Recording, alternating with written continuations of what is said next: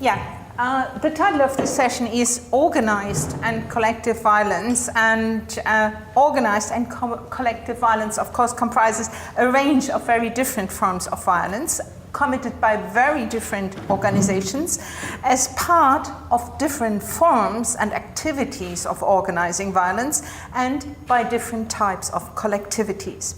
And accordingly, collective or organized violent actors comprise state actors, as in wars and internal conflicts, non-state actors, like militias, rebel groups, and so on, terrorist groups, and finally also cartels or gangs and organized crime. So, over the past decade, it's clear that in particular one organized actor stands out, and this is the state as an actor in organizing violence. And part of my contribution will focus on that. But first we have to see also that as armed conflicts, and in particular also the numbers of victims of armed conflicts declined, the face of this type of organized violence and the groups of actors involved have changed considerably over the past decades, and particularly since the end of the Cold War. So this has termed collective violence became multipolar, meaning that different groups become victims of massive attacks, of physical violence, including mass killing, systematic sexual violence, enforced displacement, and mass violence oscillates between, of course, also these different types, that is, groups engage at one point in time in one type of violence and then turn to another one, according, for example, to their particular objectives or aims which they have. Also, organized and collective violence correlates with interpersonal violence. As communities are disrupted, young men become habituated to violence. And, for example, massive displacement makes, in particular, women and children very vulnerable to these. And these are, of course, what the WHO has termed complex emergencies. That is what we have there.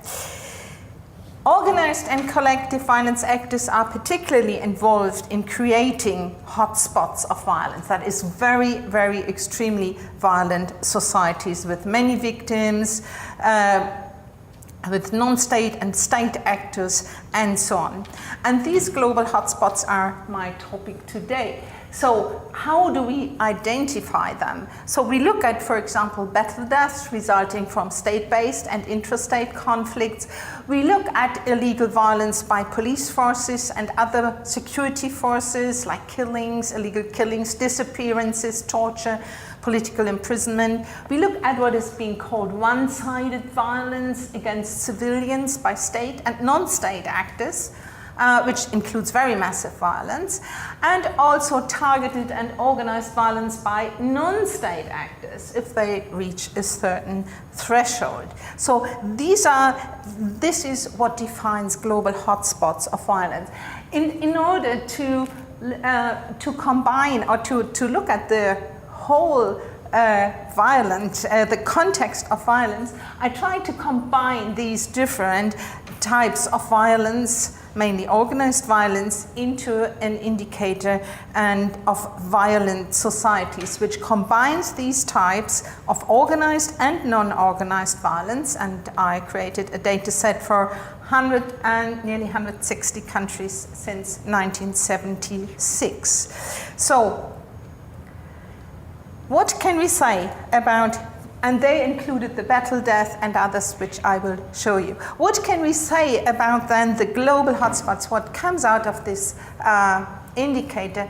Where do we find most violence? And also, what are the characteristics of these hotspots? So one characteristic is they are mobile. For example, they migrated from Asia in the 1950s, Latin America 1970s, 80s, and to Africa in the 1990s and 2000.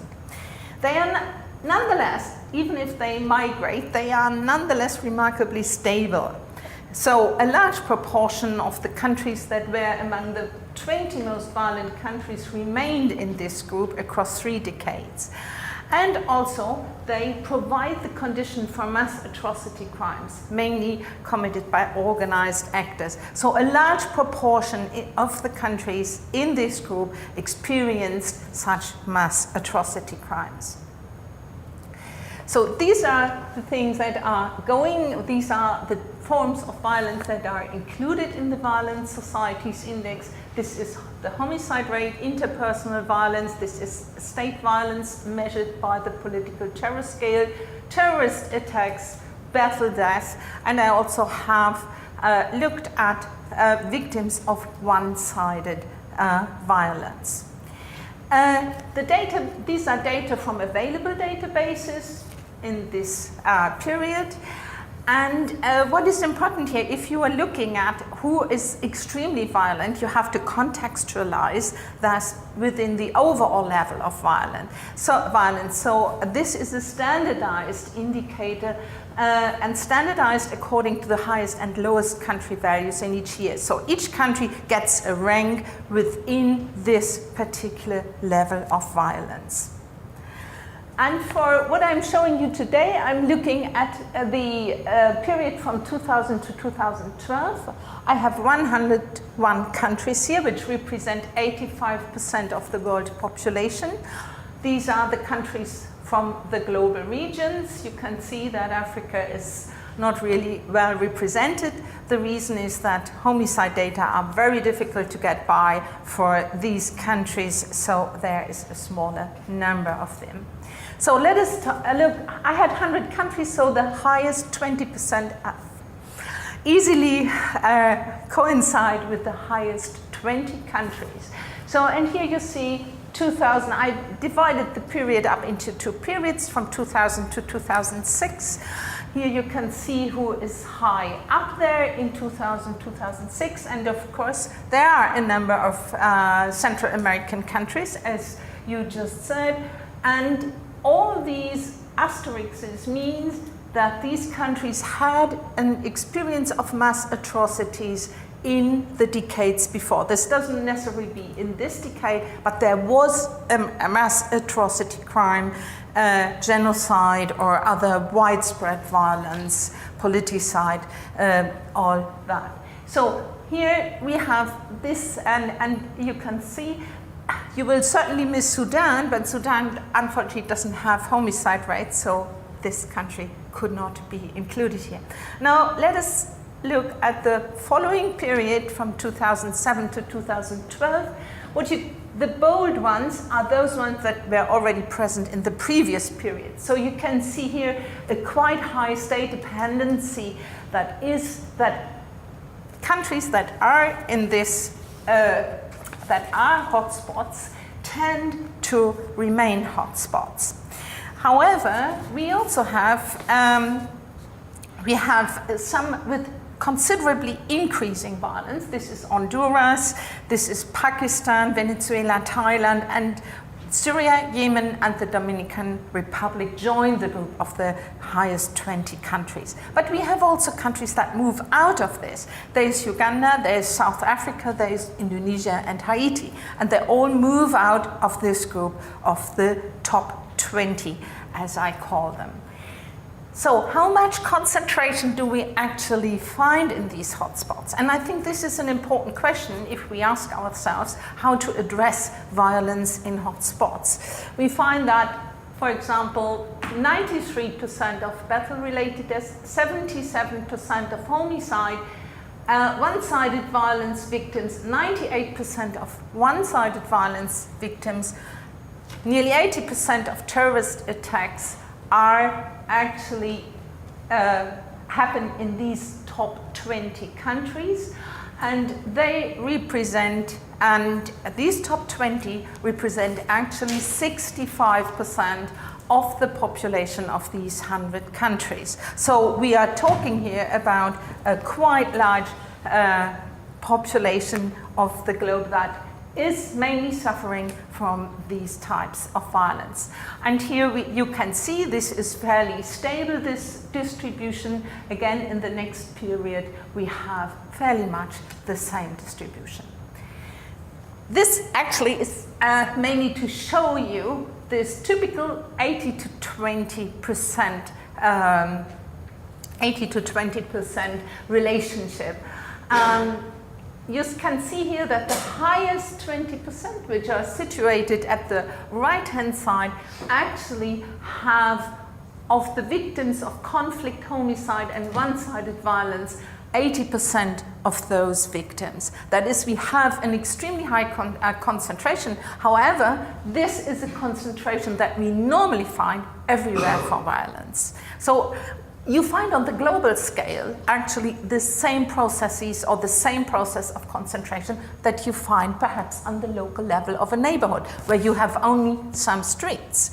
And we have to keep in mind that, for example, even if you have conflict-ridden countries, the actual violence takes place mainly in only 15% on average of that country, which also shows a very high spatial concentration. Here are victims of conflicts, that is battle death, that is, here is one-sided violence, again, very highly concentrated, and the victims of homicide, slightly, a little bit less, but still also quite highly concentrated.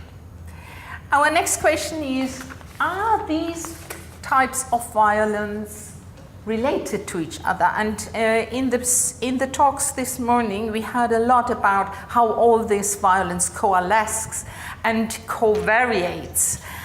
It is not that clear for all types of violence in these hotspots, but what is clear is for all countries that state violence is related mainly to all other types of violence.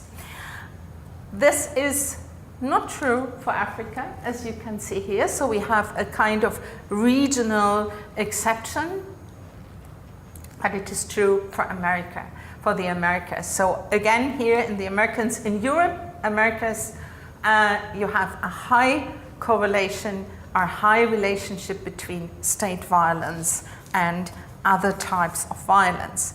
The question is, of course, why do we have that? And we can argue that state violence is a form of violence that, for example, works through the following mechanisms on other types of violence: by displacement of people, disruption of community ties, establishing refugee camps, encouraging gangs and organized, and also, of course, as Justice has indicated, dysfunctional systems of justice and in particular security, which cannot deliver. This is another indication of the relationship in particular, or the strength of state violence, or the impact of state violence on non-organized violence. This is a regression from state violence in the year 2000 to 6 years later, the homicide rate in 2006. And you can see there is quite a relationship between the two. It's exponential, that is, the higher the state violence, that homicide rates grow exponentially. And unfortunately, this should be homicide 2012. So we have, over a decade, we have this impact of state violence across decades on homicide rates. So our next question then is which are the trends in violence between 2000 and 2012? And we compare here our top 20 going through the top next 80 to 60 and so on until we are going down there to the least violence bottom 20.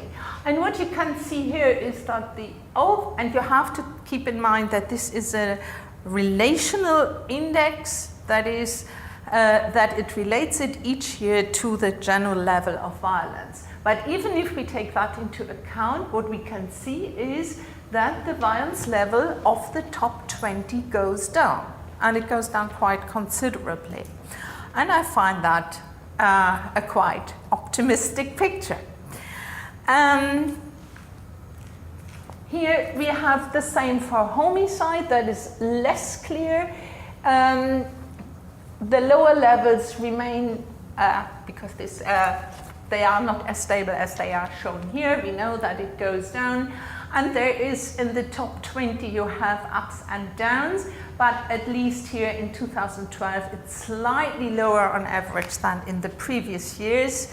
And for state violence, you have an upsurge there in 2000 that is also related to European countries taking measures in 2001 after 9/11. But anyway, over the past years, what you can see is more decline, and you can see also decline in the lower levels of state violence, which is the driver behind this is presumably Europe, which has a very low level of state violence, but nonetheless, where if you take the whole of Europe, in particular in Eastern Europe, levels of state violence very much decreased over the decade and also in the previous decade. So this accounts also for the decreasing levels of state violence. So there are downward trends of violence. And then the next thing that I did was I looked at, do I have countries in my sample that reduced their violence by 50%? Is that possible? Did we have that in the past decade? This goes, of course, is much more reduction than it's expected in this conference, 50% over 30 years. So I had 50% over 10 years, or it was 4 points, 4 ranks in the index. So, and we have a number of countries. These are countries from Africa, and we have Algeria, Namibia, and, surprise, Uganda. In the Americas, Colombia goes absolutely down, but also Ecuador, Guyana, and also Haiti. And here we have Asia and Oceania, and there is Georgia. That's the blue one, that's a little bit up and down, but this goes only until 2012, so Israel also has a reduction. And Nepal in particular is a country that is capable of reducing its violence quite considerably. And in my last step, and here is Europe, Macedonia, a very, very clear reduction of violence, Spain and United Kingdom, and that the reason for that is mainly a reduction in state repression and state violence after 2001, when they relented a bit, and in particular Spain too, with regard to ETA. So let us look at what happened here in Colombia. And for Colombia, we have here, you can see we have peace talks, there they end, and so an upsurge in battle deaths, and again a peace offer which is still in a way negotiated. But what you can see is that state violence now takes a downward turn, and the homicide rate actually has also subsided before that. Now I looked at institutional indicators that might have been concomitant with this. This is the Polity Index that measures democracy, that stays at the same. The fragility, weakness of institutions, in particular part of a very bad security apparatus, that actually increases. Rule of law credentials clearly increase.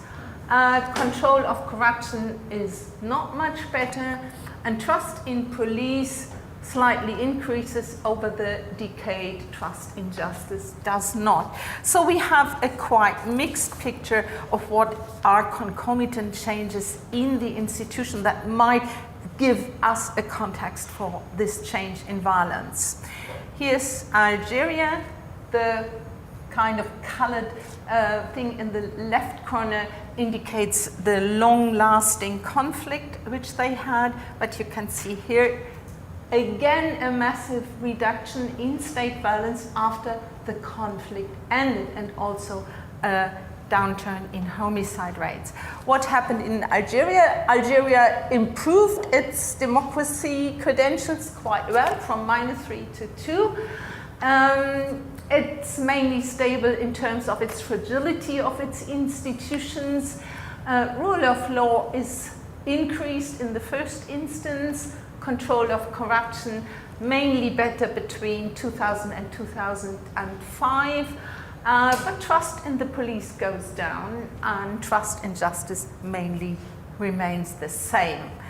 Here is Uganda, again with a very similar picture, but we have here increasing homicides, and if we look at the credentials that it has, democracy is not really there in terms of the Polity Index. Actually, the failed state index increases, it becomes weaker, its institutions become weaker. Nonetheless, its rule of law credentials go up, control of corruption doesn't change, trust in police goes massively down, and trust in justice too. Nonetheless, we have less violence. Here, this is Nepal, and Nepal has, you can see, a heavy conflict until 2006. It has a peace accord then, and from then onwards, in particular, state violence subsides, and of course, the conflict-related violence too. Nonetheless, this is accompanied by a highly volatile ranking in democracy and autocracy, in weakness of its institutions, rule of law actually goes down, and control of corruption remains the same. And for Macedonia, we have actually the best institutional indicators. It goes quite high up in democracy indicators, and rule of law is pretty much increased, improved, as is control of corruption. Trust in police goes up, as does trust in justice. And of course, Macedonia did not have a very long conflict. It was, but it had a long period after that in coming to terms with its minorities, which mainly had instigated the conflict. So the institutions do not seem to be, let us say, it's a bit of a mixed result what institutions do in these situations. So violence goes down, nonetheless, the institutions are quite mixed. So what kind of strategies, I think, would come out of these results? So the first thing is that I think is important is a direct intervention into violence, and we can see that with peace accords, peace building programs, firearm reduction programs, and so on. And I think that we can migrate successful programs between different levels and contexts, in particular because we now often have quite gangs or warlords acting in these contexts and situations. Targeting potential perpetrators as part of networks and other collectivities, not only on their own, but as part of collectivities, as part of organizations. And there are also programs developed in neighborhoods to do that, policing programs. And I think also that programs targeting violent actors can be combined with interventions to protect potential victims from violence, for example, in refugee camps or so on. So to reduce the harm that is done by the violence. Strategy 2, state violence is, I think, a main driver correlate of other types of violence, and I think it would be a good target for that. There are a number of already in place, a lot of programs of monitoring state organized actors and violence, and oversight, auditing, and so on. What I found also interesting with regard to what David said this morning, there is actually a network of doctors in the Istanbul Protocol to prevent torture and to look out on, or to help torture victims to testify, to see, and to give medical evidence where where people have been tortured. So I think here is space for such kind of activities. So, and the strategy 3 is harm reduction and victim protection. I think is equally important in such high, in the top 20 highly violent societies. So a strategy would be to move from single focus programs mainly on the reduction for perpetrators and offenders towards programs that are complement these programs that enhance protective factors among victims and among displaced populations, for example, with increased security in refugee camps and so on. Refugee camps have very little security, and I think it's very important to increase security there. Yeah, these are my 3 strategies. The problem with the top 20 or with the global hotspots of violence is that the fact that violence is so concentrated makes it a good target for our prevention programs. But on the other hand, these might be very hard targets and not soft targets that are easily to be addressed. Thank you.